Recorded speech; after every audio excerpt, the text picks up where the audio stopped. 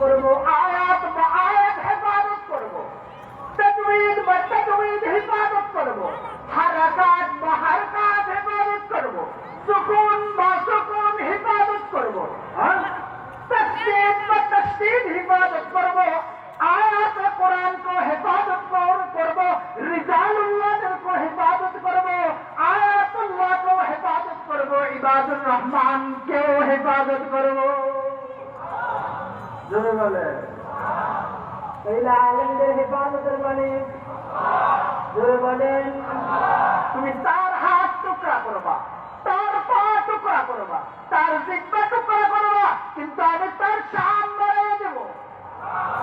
জোরে বলে তাকে জেলে নিবা, তাকে কারাগারে দিবা, তাকে টুকরা করবা, তাকে স্ত্রী হারা করবা, তাকে সন্তান হারা করবা, তাকে ঘর হারা করবা। আমি আহকামুল হাকিমিন রব্বুল আলামিন এই কোরআনের শান আর মানের কারণে যদিও তাকে হত্যা করো, যদিও তার জায়গাটা তার লাশ কারাগার থেকে বের হয়, কিন্তু আমি তার শান মুহাম্মদের উম্মত হামিল কোরআন হওয়ার কারণে, রিসালাত উম্মতের হামিল হওয়ার কারণে, মুহাম্মদের শান আর মান মর্তবা করার কারণে আমিও তার অবস্থা মুহাম্মদের উম্মতের ওয়াসাইলে বাড়ায় দিলাম। ওয়ারাফা'না লাকা যিকরাক। হুজুরের উসিলায় আলেমের শান কমলো না বাড়লো? জোরে বলেন কমলো না বাড়লো?